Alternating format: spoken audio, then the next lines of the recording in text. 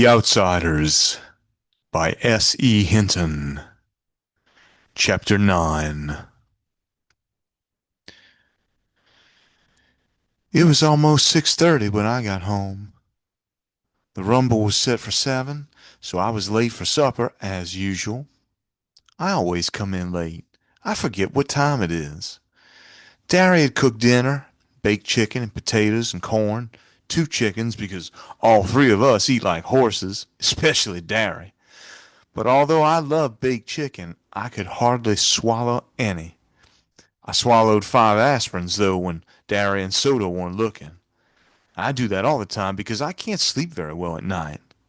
Darry thinks I take just 1, but I usually take 4. I figured 5 would keep me going through the rumble and maybe get rid of my headache. Then I hurried to take a shower and change clothes. Me and Soda and Darry always got spruced up before a rumble. And besides, we wanted to show those socias we weren't trash, that we were just as good as they were. "Soda," I called from the bathroom, "when did you start shaving?" "When I was 15, he yelled back. "When did Darry?" "When he was 13. Why, you figuring on growing a beard for the rumble?" "You're funny. We ought to send you into the Reader's Digest. I hear they pay a lot for funny things." Soda laughed, went right on playing poker with Steve in the living room. Darry had on a tight black t-shirt that showed every muscle on his chest and even the flat, hard muscles of his stomach. I'd hate to be the soch who takes a crack at him, I thought, as I pulled on a clean t-shirt and a fresh pair of jeans. I wish my t-shirt was tighter. I have a pretty good build for my size, but I'd lost a lot of weight in Windricksville and it just didn't fit right. It was a chilly night, and t-shirts aren't the warmest clothes in the world, but nobody ever gets cold in the rumble. And besides, jackets interfere with your swinging ability. Soda and Steve and I had put on more hair oil than was necessary, but we wanted to show that we were greasers. Tonight we could be proud of it. Greasers may not have much, but they have a rep. That and long hair. What kind of world is it where all I have to be proud of is a reputation for being a hood and greasy hair? I don't want to be a hood. But even if I don't steal things and mug people and get boozed up, I'm marked lousy. Why should I be proud of it? Why should I even pretend to be proud of it? Darry never went in for the long hair. His was short and clean all the time. I sat in the armchair in the living room, waiting for the rest of the outfit to show up. But of course, tonight the only one coming would be Two-Bit. Johnny and Dallas wouldn't show. Soda and Steve were playing cards and arguing as usual. Soda was keeping up a steady stream of wisecracks and clowning, and Steve had turned up the radio so loud that it almost broke my eardrums. Of course, everybody listens to it loud like that, but it wasn't just the best thing for a headache. "You like fights, don't you, Soda?" I asked suddenly. "Yeah, sure," he shrugged. "I like fights." "How come?" "I don't know." He looked at me puzzled. "It's action. It's a contest. Like a drag race or a dance or something." "Shoot," said Steve.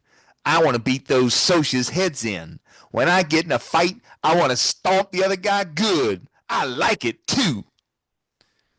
"How come you like fights, Darry?" I asked, looking up at him as he stood behind me, leaning in the kitchen doorway. He gave me one of those looks that hide what he's thinking, but Soda piped up, "He likes to show off his muscles." "I'm going to show 'em off on you, little buddy, if you get any mouthier." I digested what Soda had said. It was the truth.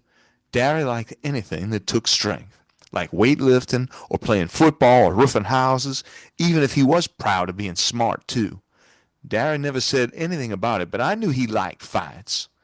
I felt out of things. I'll fight anyone anytime, but I don't like to. "I don't know if you ought to be in this rumble, Pony," Darry said slowly. Oh no, I thought in mortal fear. I've got to be in it. Right then, the most important thing in my life was helping us whip the socias. Don't let him make me stay home now. I've got to be in it. How come? I've always come through before, ain't I? Yeah, Darius said with a proud grin. You fight real good for a kid your size. But you were in shape before. You've lost weight and you don't look so great, kid. You're tensed up too much. Shoot, said Soda, trying to get the ace out of his shoe without Steve seeing him. We all get tensed up before a rumble. Let him fight tonight. Skin never hurt anyone. No weapons, no danger. I'll be okay, I pleaded. I'll get hold of the little one, okay? Well, Johnny won't be there this time. Johnny and I sometimes ganged up on one big guy. But then Curly Shepherd won't be there either, or Dally, and we'll need every man we can get. What happened to Shepherd? I asked, remembering Tim Shepherd's kid brother. Curly, who was a tough, cool, hard-as-nails Tim in miniature, and I had once played chicken by holding our cigarette ends against each other's fingers. We had stood there clenching our teeth and grimacing, with sweat pouring down our faces and the smell of burning flesh making us sick, each refusing to holler. Till Tim happened to stroll by. When he saw we were really burning holes in each other, he cracked our heads together, swearing to kill us both if we ever pulled a stunt like that again. I still have the scar on my forefinger.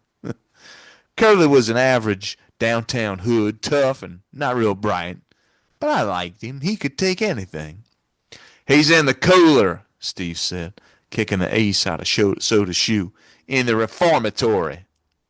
Again? I thought, and said, let me fight, Derry. If it was blades or chains or something, it'd be different. Nobody ever gets really hurt in a skin rumble. Well, Derry gave in. I guess you can. But be careful. And if you get in a jam, holler, and I'll get you out. I'll be okay, I said wearily. How come you never worry about Soda Pop as much? I don't see you lecturing him. Man, Darren grinned and put his arm across Soda's shoulders. This is one kid brother I don't have to worry about. Soda punched him in his ribs affectionately. This kiddo can use his head. Soda Pop looked down at me with mock superiority, but Darry went on. You can see he uses it for one thing, to grow hair on. He ducked Soda's swing and took off for the door. Two-Bit stuck his head in the door just as Darry went flying out of it. Leaping as he went off the steps, Darry turned a somersault in midair, hit the ground, and bounced up before Soda could catch him. Well, Two-Bit said cheerfully, cocking an eyebrow, I see we are in prime condition for a rumble. Is everybody happy? Yeah! Screamed Soda as he, too, did a flying somersault off the steps. He flipped up to walk on his hands, and then did a no-hands cartwheel across the yard to beat Darry's performance. The excitement was catching. Screeching like an Indian, Steve went running across the lawn in flying leaps, stopped suddenly, and flipped backward. We could all do acrobatics because Darry had taken a course at the Y and then spent a whole summer teaching us everything he learned on the grounds that it might come handy in a fight. It did. But it also got Two-Bit and so to jail once. They were doing mid-air flips down a downtown sidewalk, walking on their hands, and otherwise disturbing the public and the police. Leave it to those two to pull something like that. With a happy whoop, I did a no-hands cartwheel off the porch steps, hit the ground, and rolled to my feet. Two-Bit followed me in a similar manner. I am a greaser, Soda Pop chanted. I am a J.D. and a hood. I blacken the name of our fair city. I beat up people.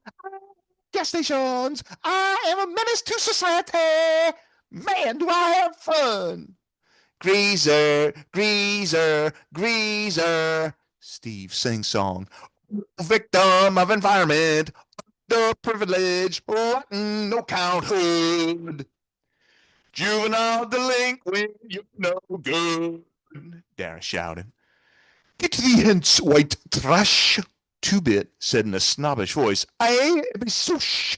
I am the privileged and the well-dressed. I throw beer busts, drive fancy cars, break windows at fancy parties.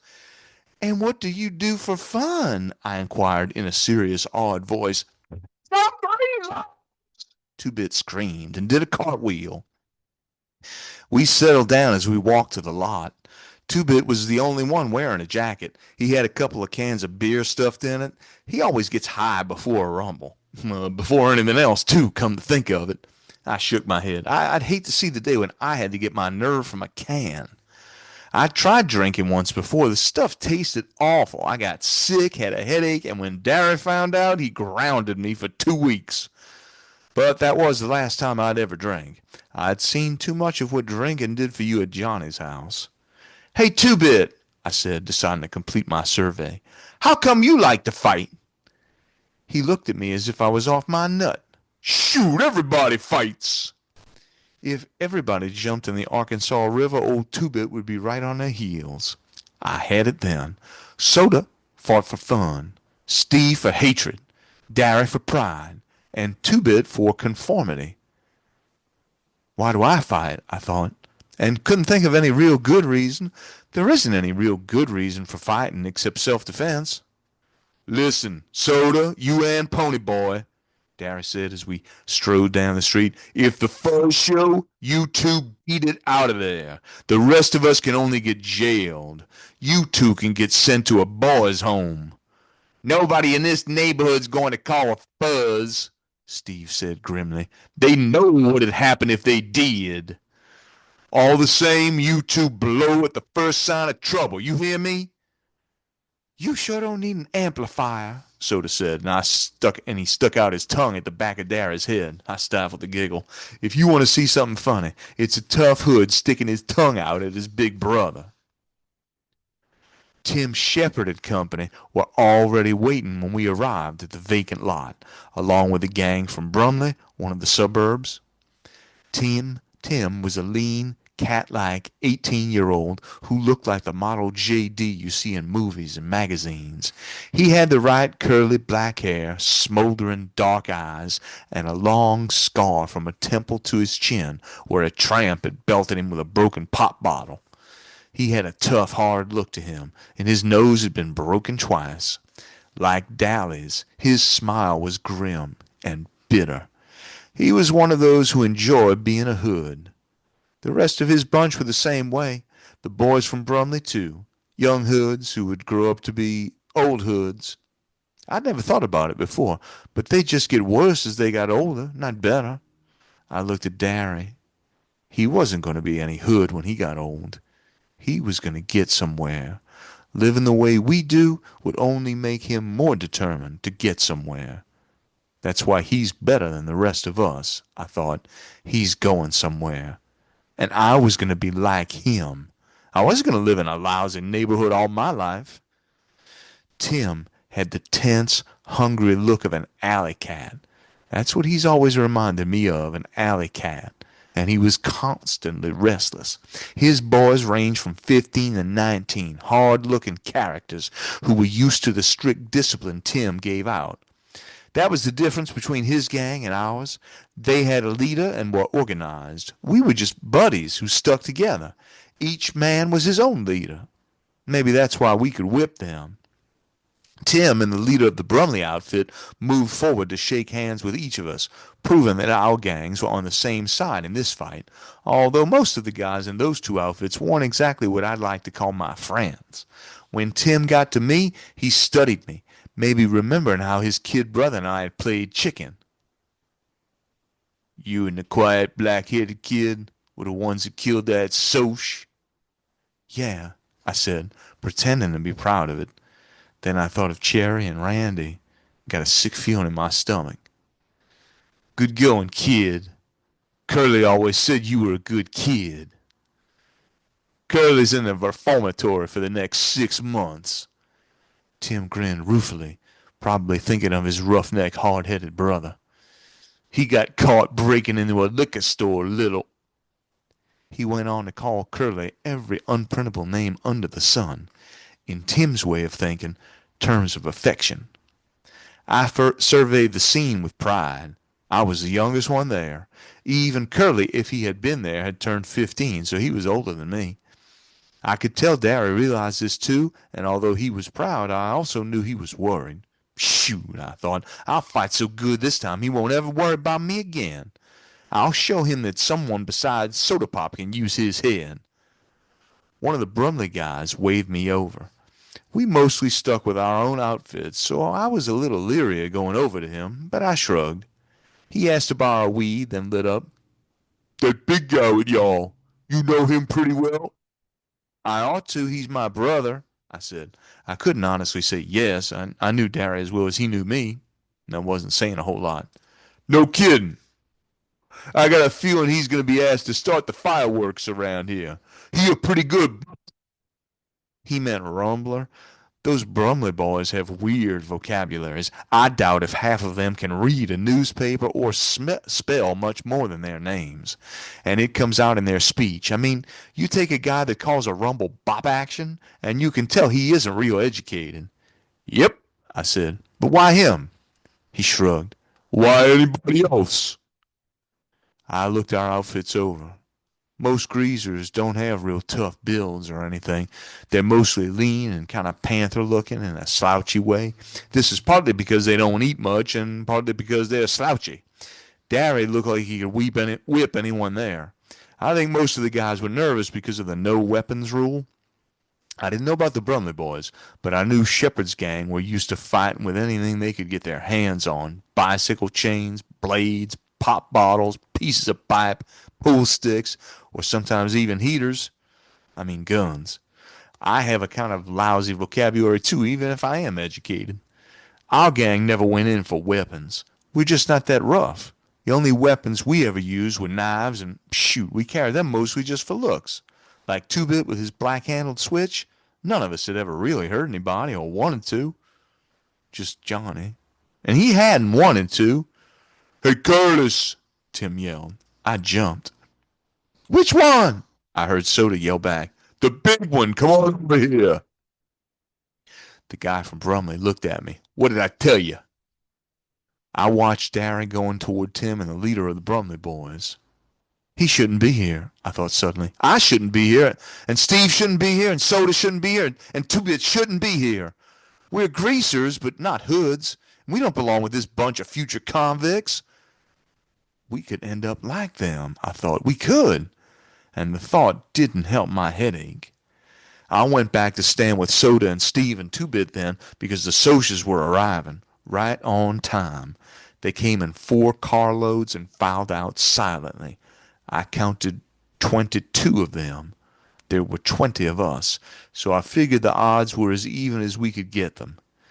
Darry always liked to take on 2 at a time anyway. They looked like they were all cut from the same piece of cloth, clean shaven, with semi-beetle haircuts, wearing striped or checkered shirts with light red or tan-colored jackets or Madras ski jackets. They could just as easily have been going to the movies as to a rumble. That's why people don't ever think to blame the Socias and are always ready to jump on us. We look hoodie, and they look decent. It could be just the other way around. Half of the hoods I know are pretty decent guys underneath all that grease. And from what I've heard, a lot of Socias are just cold-blooded mean. But people usually go by looks. They lined up silently, facing us, and we lined up facing them. I looked for Randy, but didn't see him. I hoped he wasn't there. A guy with a Madras shirt stepped up. "Let's get the rules straight. Nothing but our fists, and the first to run lose, right?" Tim flipped away his beer can. "You savvy real good." There was an uneasy silence. Who was going to start it? Darry solved the problem. He stepped forward under the circle of light made by the street lamp. For a minute, everything looked unreal, like a scene out of a J.D. movie or something. Then Darry said, "I'll take on anyone." He stood there, tall, broad-shouldered, his muscles taut under his T-shirt and his eyes glittering like ice. For a second it looked like there wasn't anyone brave enough to take him on. Then there was a slight stir in the faceless mob of Socias, and a husky blond guy stepped forward. He looked at Darry and said quietly, "Hello, Darrell." Something flickered behind Darry's eyes, and then they were ice again. "Hello, Paul." I heard Soda give a kind of squeak, and I realized that the blonde was Paul Holden. He had been the best halfback on Darry's football team in high school, and he and Darry used to buddy it around all the time. He must be a junior in college by now, I thought. He was looking at Darry with an expression I couldn't quite place but disliked. Contempt, pity, hate, all three. Why? Because Darry was standing there representing all of us, and maybe Paul felt only contempt and pity and hate for greasers? Darry hadn't moved a muscle or changed expression, but you could see he hated Paul now. It wasn't only jealousy. Darry had a right to be jealous. He was ashamed to be on our side, ashamed to be seen with the Brumley boys, Shepard's gang, maybe even us. Nobody realized it but me and Soda. It didn't matter to anyone but me and Soda. That's stupid, I thought swiftly. They both come here to fight, and they're both supposed to be smarter than that. What difference does the side make? Then Paul said, "I'll take you." And something like a smile crossed Darry's face. I knew Darry had thought he could take Paul any time. But that was 2 or 3 years ago. What if Paul was better now? I swallowed. Neither one of my brothers had ever been beaten in a fight, but I wasn't exactly itching for someone to break the record. They moved in a circle under the light, counterclockwise, eyeing each other, sizing each other up, maybe remembering old faults and wondering if they were still there. The rest of us waited with mountain tension. I was reminded of Jack London's books, where the wolf pack waits in silence for one or two members to go down in a fight. But it was different here. The moment either one swung a punch, the rumble would be on. The silence grew heavier, and I could hear the harsh, heavy breathing of the boys around me. Still Darry and the Soch walked slowly in a circle. Even I could feel their hatred. They used to be buddies, I thought. They used to be friends. And now they hate each other because one has to work for a living and the other comes from the west side. They shouldn't hate each other. I don't hate the Soches anymore. They shouldn't hate. Hold up! A familiar voice yelled. Hold it! Darry turned to see who it was, and Paul swung, a hard right to the jaw that would have felled anyone but Darry. The rumble was on. Dallas Winston ran to join us. I couldn't find a Soch my size, so I took the next best size and jumped on him. Dallas was right beside me, already on top of someone. I thought you were in the hospital, I yelled, as the Soch knocked me to the ground, and I rolled to avoid getting kicked. Dally was having a hard time because his left arm was still in bad shape. I ain't now. How? I managed to ask as the Soch I was fighting leaped on me and we rolled near Dally. Talk the nurse into it with 2-bit switch. Don't you know a rumble ain't a rumble unless I'm in it? I couldn't answer because the Soch, who was heavier than I took him for, had me pinned and was slugging the sense out of me. I thought dizzily that he was going to knock some of my teeth loose or break my nose or something. I knew I didn't have a chance. But Darry was keeping an eye out for me. He caught the guy by the shoulder and half lifted him up before knocking him 3 feet with a sledgehammer blow. I decided it would be fair for me to help Dallas since he could use only one arm. They were slugging it out, but Dallas was getting the worst of it. So I jumped on his Soch's back, pulling his hair and pounding him. He reached back and caught me by the neck and threw me over his head to the ground. Tim Shepard, who was fighting two at once, accidentally stepped on me, knocking my breath out. I was up again as soon as I got my wind and jumped right back on the Soch, trying my best to strangle him. While he was prying my fingers loose, Dally knocked him backward so that all 3 of us rolled on the ground, gasping, cussing, and punching. Somebody kicked me hard in the ribs, and I yelped in spite of myself. Some Soch had knocked out one of our bunch and was kicking me as hard as he could. But I had both arms wrapped around the other Soch's neck and refused to let go. Dally was slugging him, and I hung on desperately, although that other Soch was kicking me, and you'd better believe it hurt. Finally, he kicked me in the head so hard it stunned me, and I lay limp, trying to clear my mind and keep from blacking out. I could hear the racket, but only dimly through the buzzing in my ears. Numerous bruises along my back and on my face were throbbing, and I felt detached from the pain, as if I wasn't really feeling it. "They're running!" I heard a voice yell joyfully. "Look at the dirty bean! Run!" It seemed to me that the voice belonged to Two-Bit, but I couldn't be sure. I tried to sit up and saw that the socials were getting in their cars and leaving. Tim Shepard was swearing blue and green because his nose was broken again, and the leader of the Brumley boys was working over one of his own men because he had broken the rules and used a piece of pipe in the fighting. Steve lay doubled up and groaning about 10 feet from me. We found out later he had 3 broken ribs.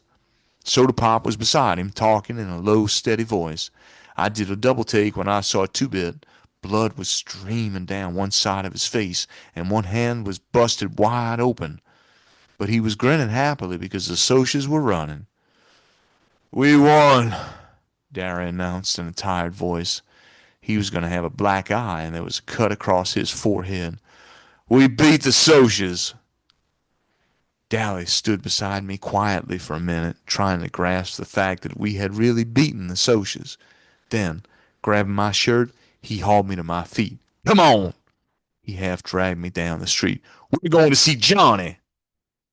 I tried to run, but stumbled, and Dally impatiently shoved me along. "Hurry! He was getting worse when I left. He wants to see you." I don't know how Dallas could travel so fast and hard after being knocked around, having his sore arm hurt some more, but I tried to keep up with him. Track wasn't ever like the running I did that night.